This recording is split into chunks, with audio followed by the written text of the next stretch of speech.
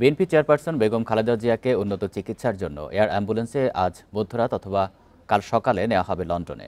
এ নিয়ে আরও জানাতে এভারকেয়ার হাসপাতালের সামনে থেকে যোগ দিচ্ছেন সহকর্মী নুরে আলম। নুরে আলম, কিছুক্ষণ আগে তো বিএনপির পক্ষ থেকে ব্রিফিং করা হয়েছে, তার ব্যক্তিগত চিকিৎসক ব্রিফিং করেছেন, কি জানালেন তিনি, বিস্তারিত জানাবেন।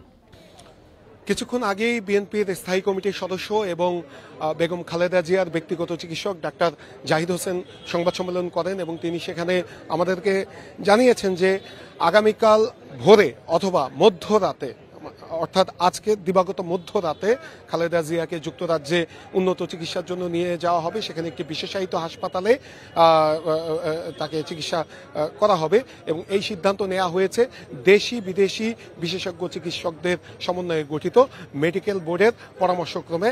আমরা দেখি যে গতকাল সকালেই যুক্তরাজ্যের বিশেষজ্ঞ চিকিৎসক বাংলাদেশে আসেন এবং তিনি এয়ারপোর্ট থেকে সরাসরি এভারকেয়ার হাসপাতালে চলে আসেন। পরবর্তীতে রাতে চীনের বিশেষজ্ঞ চিকিৎসকদের একটি প্রতিনিধি দলও এভারকেয়ার হাসপাতালে চলে আসেন। আজকে দিনভর এই যুক্তরাজ্য চীনের বিশেষজ্ঞ চিকিৎসকরা এই হাসপাতালে ছিলেন, তারা লম্বা সময় বৈঠক করেছেন। তারপরই সিদ্ধান্ত হয়েছে যে খালেদা জিয়াকে যুক্তরাজ্যে উন্নত চিকিৎসার জন্য নিয়ে যাওয়া হবে আগামীকাল ভোরে অথবা মধ্যরাতে। কিছুক্ষণের মধ্যেই কোন সময় নেওয়া হবে সেটি কনফার্ম করা হবে বিএনপির পক্ষ থেকে বলে আমাদেরকে জানানো হয়েছে। সেই সঙ্গে আমরা জানিয়ে রাখি যে গত 23 নভেম্বর হঠাৎ করে খালেদা জিয়ার শ্বাসকষ্টের সমস্যা হলে তাকে এভারকেয়ার হাসপাতালে নিয়ে আসা হয়। এরপর থেকেই তিনি এখানে চিকিৎসাধীন অবস্থায় রয়েছেন। আর সেই সঙ্গে সেই 23 নভেম্বর থেকেই সাধারণ মানুষের ভিড় এই এভারকেয়ার হাসপাতালের সামনে এবং আমরা দেখি যে আমরা যদি এখনো একটু চিত্র দেখাই যে এখানে অসংখ্য মানুষ এখানে এসে ভিড় জমাচ্ছেন। তারা খালেদা জিয়ার স্বাস্থ্যের খোঁজ নিতে এসেছেন এবং তারা বলছেন যে দ্রুততম সময়ের মধ্যে খালেদা জিয়া সুস্থ হয়ে যাক, সুস্থ হয়ে উঠুক। যে গণতন্ত্রের জন্য তিনি আজীবন সংগ্রাম করে গিয়েছেন, সেই গণতান্ত্রিক বাংলাদেশের আগামীর নেতৃত্ব দিবেন বেগম খালেদা জিয়া, এমনটাই প্রত্যাশা তাদের।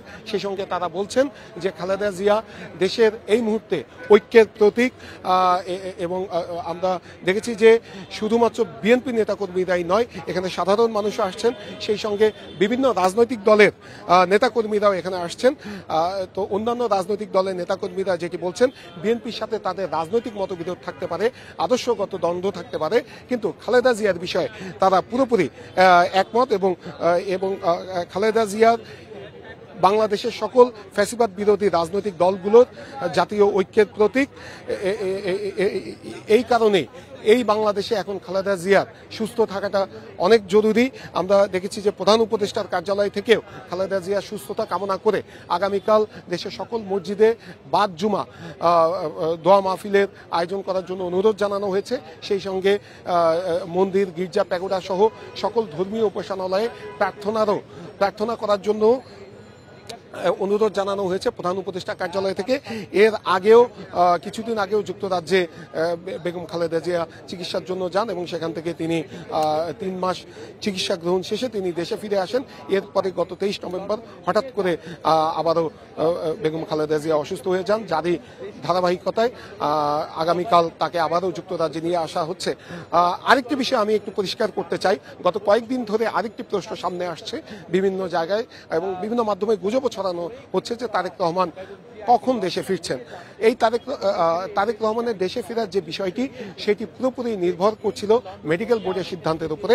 অর্থাৎ মেডিকেল বোর্ড যেহেতু সিদ্ধান্ত নিয়েছে যে বেগম খালেদা জিয়াকে যুক্তরাজ্যে চিকিৎসার জন্য নিয়ে যাওয়া হবে, এ কারণে তারেক রহমান এই মুহূর্তে দেশে ফিরছেন না, তিনি আপাতত যুক্তরাজ্যেই থাকবেন। কারণ বেগম খালেদা জিয়ার চিকিৎসার সময় তিনি তার মায়ের পাশে থাকবেন। চিকিৎসা শেষে তারপরে এই বেগম খালেদা জিয়া যখন ফিরবেন, তারপরে সিদ্ধান্ত হবে তারেক রহমান দেশে ফেরার বিষয়ে। তো সব মিলিয়ে বলা চলে যে এই এভারকেয়ার হাসপাতালের সামনে কঠোর নিরাপত্তা ব্যবস্থা নেওয়া হয়েছে। এখানে পুলিশ, বিজিবি সহ আইন শৃঙ্খলা রক্ষাকারী বাহিনীর সদস্যরা নিয়োজিত রয়েছেন। হাসপাতালের ভেতরে এসএসএফ এর সদস্যরা দায়িত্ব পালন করছেন। আমরা দেখেছি যে যেহেতু খালেদা জিয়াকে অতি গুরুত্বপূর্ণ ব্যক্তি হিসেবে ঘোষণা করা হয়েছে, তারই ধারাবাহিকতায় তার নিরাপত্তার জন্য এসএসএফ নিয়োজিত রয়েছে এবং তারই অংশ হিসেবে আজকে সেনাবাহিনীর হেলিকপ্টার দিয়ে পরীক্ষামূলকভাবে সেনাবাহিনীর হেলিকপ্টার ওড়ানো হয়েছে, যেটির বিষয়ে গতকালই প্রধান উপদেষ্টার কার্যালয় থেকে জানানো হয়েছিল আজকের এই কার্যক্রম চলবে। সব মিলিয়ে বলা চলে যে এখানে যারা সাধারণ মানুষ এসেছেন তাদের একটাই চাওয়া, দ্রুততম সময়ের মধ্যে বেগম খালেদা জিয়া সুস্থ হয়ে উঠুক, তাহলেই সাধারণ মানুষের মুখে হাসি ফুটবে, এমনটাই প্রত্যাশা তাদের। এভারকেয়ার হাসপাতালের সামনে থেকে জানাচ্ছেন সহকর্মী নূরে আলম।